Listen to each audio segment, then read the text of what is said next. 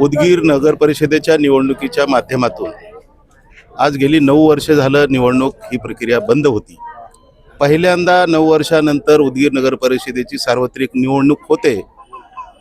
या निवडणुकीमध्ये उदगीर शहरामध्ये मूलभूत गरजा असलेल्या योजनेचा बट्ट्याबोळ झालेला आहे। खरं तर आमचेच मित्रपक्षाचे लोकप्रतिनिधी असतील, सरकारच्या माध्यमातून ज्या योजना खऱ्या अर्थानं सकारात्मक दृष्टिकोनातून राबवायला पाहिजेत होत्या, त्यामध्ये मात्र नियोजनाचा अभाव असल्यामुळं मोठ्या प्रमाणात पिण्याच्या पाण्याची टंचाई निर्माण झालेली आहे। माझ्या आमदारकीच्या काळामध्ये नांदेड जिल्ह्यातून लिंबोटी धरणाचं मुबलक पाणी साठा या ठिकाणी मंजूर आहे। पाणी उपलब्ध असताना सुद्धा या प्रशासनाच्या माध्यमातून लोकप्रतिनिधीचं लक्ष नसल्यामुळं या ठिकाणी लोकांना आजही 8-8 दिवस 15-15 दिवस पाणी मिळत नाही, अशी अत्यावश्यक अवस्था ही त्या ठिकाणी पिण्याच्या पाण्यापासून लोक त्रस्त आहेत। ही पाण्याची योजना सुरळीत करणे हे आमचं आद्य कर्तव्य असेल।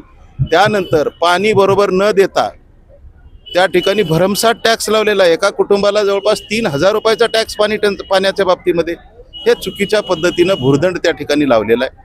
शहराच्या बाबतीमध्ये तुम्ही जर आता प्रत्येक नगरामध्ये आम्ही फिरत असताना माझ्या काळामध्ये 78 कोटी रुपये खर्च करून सिमेंट रस्ते नगरोत्थानच्या माध्यमातून मी बनवले होते। आज त्या रस्त्याची अशी अवस्था झालेली आहे, काय करतात हे लोकप्रतिनिधी मला कळत नाही। आज नागरिक त्रस्त आहेत आणि हे म्हणतात की आम्ही विकास पुरुष आहोत। काही आमचेच मित्रपक्षाचे जे काही नेते मंडळी म्हणणारे आहेत ते आमचा विकास पुरुष भाऊ आहे म्हणतात।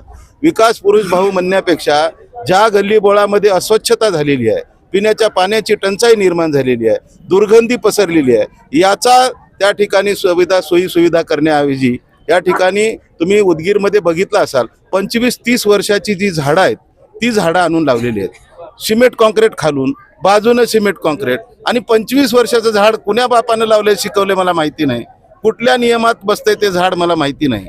आज मला त्या ठिकाणी काही लोकांनी सांगितलं त्या झाडाची किंमत किती आहे रे बाबा? एका झाडाची 35,000 किंमत। आणि ते झाड कुण्या सीझन मध्ये लावायला पाहिजे? जून महिन्याच्या पहिल्या आठवड्यामध्ये जर एखादी छोटंसं रोपटं लावलं तर ते जगेल अशी परिस्थिती असते। झाडे लावा झाडे जगवा ही भूमिका खऱ्या अर्थानं कधी राबवली पाहिजे हेच जर कळत नसेल तर हे कसले विकास रत्न कसले विकास पुरुष आहेत? हे भकास करून सोडलेलं आहे उदगीरला। म्हणून या उदगीरचा सर्वांगीण मूलभूत गरजासाठी या ठिकाणी शिवसेना पक्षाच्या वतीने खऱ्या अर्थानं महाराष्ट्राला मुख्यमंत्री म्हणून लाभलेले एकनाथजी शिंदे साहेब हे लाडक्या भावाचा पक्ष आणि लाडक्या बहिणीचा योजना सुरू करणारा हा माननीय एकनाथजी शिंदे साहेब हा नेता आहे। आणि या नेत्याचा जो पक्ष आहे तो शिवसेना पक्ष आता धनुष्यबाण या निशाणीवर आमचे जवळपास सर्वच पक्षापेक्षा जेवढे पक्ष निवडणूक लढवतात त्या सर्वापेक्षा अधिक उमेदवार आमच्या या निवडणूक रिंगणामध्ये आहेत।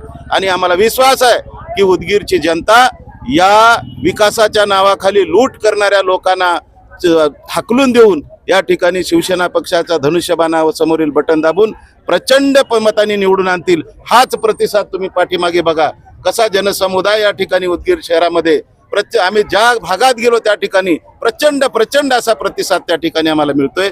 मूलभूत गरजा या ठिकाणी सुधारणा करणं, जनतेच्या सर्वांगीण विकासासाठी उदगीर नगर परिषद हे सुंदर आणि स्वच्छ बनवून दाखवणं हे आमचं कर्तव्य आहे। आणि खऱ्या अर्थानं महाराष्ट्राचे लाडके नेते एकनाथजी शिंदे साहेबांकडे नगर विकास खातं सुद्धा त्यांच्याकडे आहे। उदगीरचा सर्वांगीण विकास जर कोण्या खात्यात असेल तर तो नगर विकास खात्यामध्ये आहे आणि ते मंत्री पदच आमच्या एकनाथ शिंदे साहेबांकडे असल्यामुळं आम्ही निश्चित रूपाने उदगीरकरांना विश्वास देऊ इच्छितो की उदगीर हे शहर सुंदर स्वप्नातलं शहर बनवून दाखवल्याशिवाय राहणार नाही। उदगीरच्या ज्या अडचणी आहेत त्या अडचणी पूर्णत्वास नेऊन या ठिकाणी विकास त्या ठिकाणी करून दाखवू अशा पद्धतीचा आमचा विश्वास। म्हणून आमच्या जनतेला मी उदगीरकरांना विश्वास देऊ इच्छितो की आपलं मत धनुष्यबाणाला ही फार मोठी संधी आहे। लाडक्या भावाचा पक्ष लाडक्या बहिणीला जर खऱ्या अर्थानं जर कोणी पैसे दिला असेल, थेट बँकेमध्ये जर खात्यावर पैसे जमा करणारा कोणी नेता असेल तर त्यांचं नाव आहे एकनाथजी शिंदे साहेब। मुख्यमंत्री असताना ही योजना राबवली, आता उपमुख्यमंत्री आहेत। निश्चितच आम्ही उदगीर नगर परिषदेच्या माध्यमातून ज्या अडचणी समोर आहेत त्या पूर्णत्वास नेल्याशिवाय राहणार नाही अशा पद्धतीचं मी अभिवचन देतो। या ठिकाणी धनशक्ती विरुद्ध जनशक्ती ही निवडणूक सुरू आहे आणि एक उच्च शिक्षित MA BEd इंग्लिश असलेली प्राध्यापिका या ठिकाणी पंचाक्षरी सुनीता आणि आमचे सर्व नगरसेवक या ठिकाणी निवडणूक रिंगणात आहेत। मी सर्व उदगीरकरांना मतदारांना राजांना मी विनंती करेन की आमच्या धनुष्यबाणाला बहुमताने विजयी करा आणि सर्वांना निष्पक्ष केल्याशिवाय नाही पद्धतीचा सर